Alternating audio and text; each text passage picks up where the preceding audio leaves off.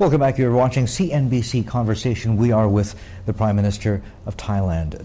Kun Abhisit, we left off talking about U.S.-Thai relations. Let's move on and talk about the military as it relates to business and the economy. Countries like Indonesia, for example, have been struggling with this issue for many, many years.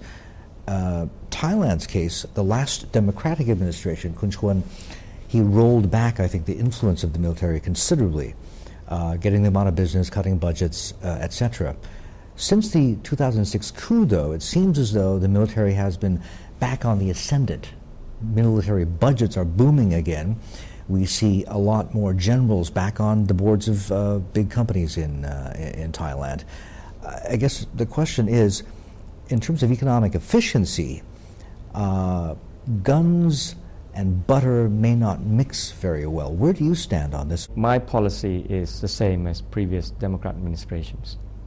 We would like to see professional armed forces, and we recognize the problems that we've seen over the last 7 or 8 years. Obviously, the coup happened as a reaction to a number of abuses that had taken place before, and somehow the military obviously felt that the rule of law was breaking down. Obviously, we have different views on that. As a democratic politician, I don't accept that as an excuse. But clearly, the coup was a result of a number of developments, rather negative developments, concerning our political system. And as with all coups, once they happen, there are a number of trends in terms of military influence in business and also in government. But I think over the last year, after democratic elections, there had also been a reversal of that trend. And the military, I think, had been very careful, despite the big conflicts and tensions and problems in politics over the last year, not to overstep, the limits of its role. They've been making headlines, though, with the Rohingyas, with lèse-majesté as well, and you've been quite quick to defend the military. No, I need to be fair to all sides. We have to enforce our law, and at the same time, I think the military has accepted my policy that if there are any abuses of rights, their people would have to be brought to account. They've made that an open policy, so I think that clearly shows the acceptance of democratic values. For the budget, I think you need to be fair. We've had less increase over the last decade than a lot of our neighbors concerning the military budget in absolute terms and also as proportion of GDP. Okay. And yet you don't seem to be saying that our neighboring countries are allowing military influence in politics. All right. Let's talk a little bit more about neighboring countries then. ASEAN, the summit. Originally Bangkok, then moved to Chiang Mai, and now in Hua Hin at the end of this month. The key point here is there's finally the ASEAN Charter, the so-called Constitution, which gives it, a legal identity. But probably more importantly is this whole plan to create a European-style economic bloc, integration, level playing field all across. At a time like this, the downturn, the recession, is this idea likely to lose momentum? Because the perception is during times of hardship, countries tend to pull back, to be protectionist. At least that's the worry. Well, one of the messages that I hope that ASEAN will send out after the summit is that will not happen.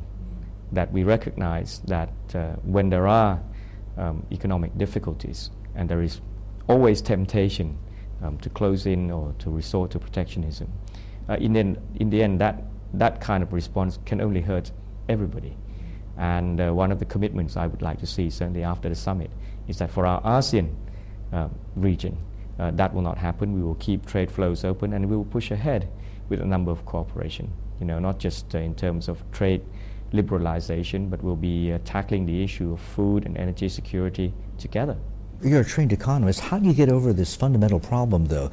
The ASEAN 10, hugely disparate levels of economic development, one, and varying, would probably be the most diplomatic way of putting it, political systems as well, and you expect them to come together. It sounds like it would be a much greater challenge than what we've seen happen in Europe. It is. And I think the trick is to identify common interests.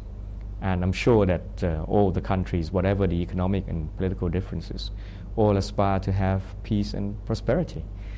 We should identify areas where there are win-win situations, and that's what we do, while at the same time recognize our differences and also have mechanisms to reduce those differences. In ASEAN, for instance, there is this integration program where we will help those members who perhaps are less ready to integrate their economies through assistance and cooperation programs. Just very quickly, we're almost out of time here. This is also a question that is on everybody's minds. What is going on with the next elections? At the moment, the priority for us is to bring stability back to politics and also to make sure that our people can get through these very difficult economic times. We need to have a stimulus package to create jobs and to be prepared for the worst as far as the global financial crisis is concerned. Taking the country to the ballot box now will probably disrupt all that, not to mention the commitments that we have as ASEAN chair. So I think the priorities are clear, and I think the by-election results also say that this is the path that the people want us to take. For the future, I can't tell you, but as a politician in a parliamentary system, early elections are possible, but not for now, because the priority is to make sure that our people get through these difficult economic times. As it probably should be. Prime Minister, thank you so much for your time. It's been wonderful talking to you.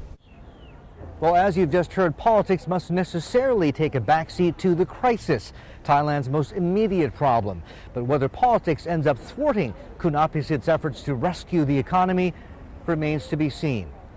This has been CNBC Conversation. I'm Martin Sung in Bangkok. Thank you for watching.